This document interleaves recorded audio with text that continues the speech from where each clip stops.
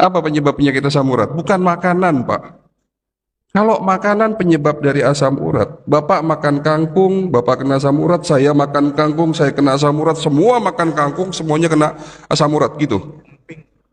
Kalau Bapak mengatakan emping, di soto Betawi ada emping, Pak. Saya paling hobi makan soto Betawi, tapi saya nggak pernah sakit asam urat, Pak. Seminggu sekali saya pasti makan soto Betawi. Ya. Bukan emping, bukan makanan. Ada yang tahu, Bu? Kurang olahraga, Pak. Oh iya, olahraga. Bayi nggak pernah olahraga loh, Pak. Nggak kena asam urat, Pak. Salah, Pak. Ada yang tahu di sini? Ibu-ibu mungkin tahu. Karena kalau benar saya kasih hadiah, general check up gratis loh, Pak. Bu. Ada yang tahu? Oke, saya jawab ya. Penyebab penyakit asam urat adalah terganggunya fungsi organ ginjal, Bapak Ibu sekalian. Di mana kita tahu bahwa fungsi ginjal adalah sebagai filter. Kenapa harus difilter? Apa yang harus difilter? Darah kita. Kenapa darah kita perlu difilter? Karena darah tempatnya racun, sisa metabolisme. Makanya Islam makan sapi, daging sapi itu halal, darah sapi haram. Islam itu benar, semua dapat dijelaskan secara ilmiah. Kenapa kita nggak boleh makan darah? Karena darah tempatnya racun. Maka oleh karena itu darah yang mengalir dalam tubuh kita harus difilter.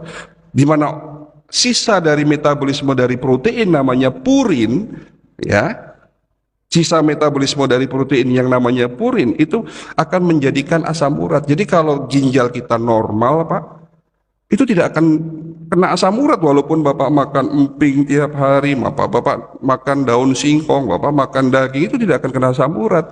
Tapi kalau Bapak divonis asam urat, yang laki-laki di atas 7, yang perempuan di atas 6, sudah dipastikan ginjalnya terganggu. Lah di sini kita cari tahu lagi apa penyebab kerusakan ginjal, apakah infeksi, apakah ada batu, apakah ada kelainan di situ. Inilah butuhnya teknologi.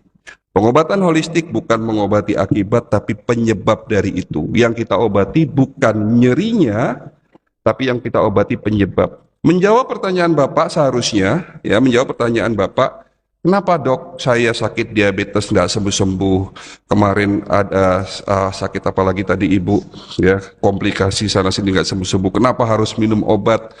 Pengobatan holistik tidak instan, Bapak Ibu sekalian. Pengobatan holistik dimulai dari mencari tahu apa penyebab sakitnya. Apakah ini ke fisik, apakah lebih psikologi, atau masalah spiritual. Kalau bicara fisik, pengobatannya pun dibagi 3. Ya, pengobatan fisik pertama detox. Apa yang perlu dibersihkan?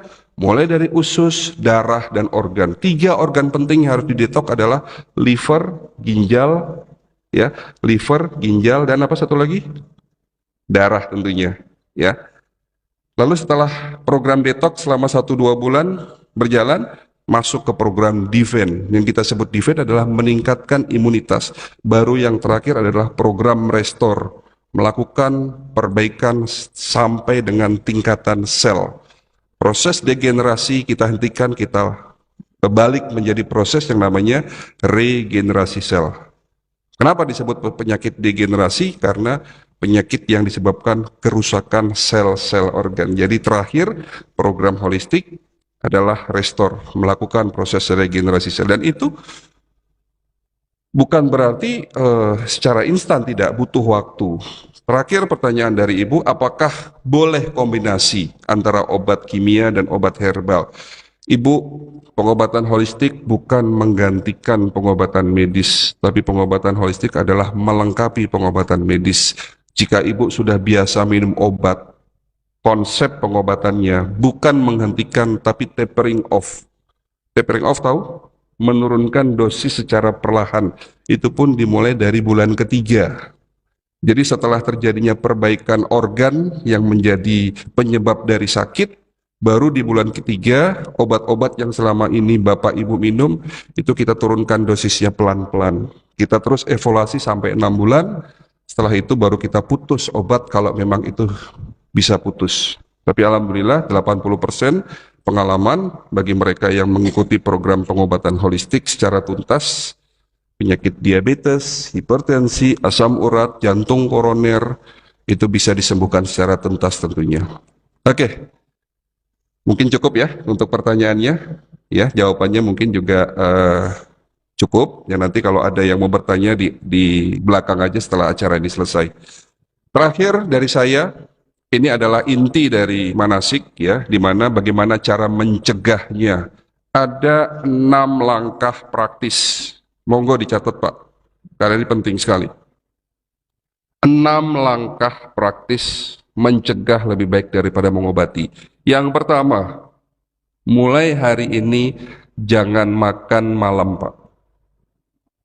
Bapak Ibu tidak perlu tanya kepada saya, dok saya sakit diabetes, yang boleh apa, yang tidak boleh apa. Insya Allah semua makanan baik Pak. Gitu? Baik Pak. Sate boleh nggak Pak? Sate boleh nggak Pak? Boleh, duren boleh.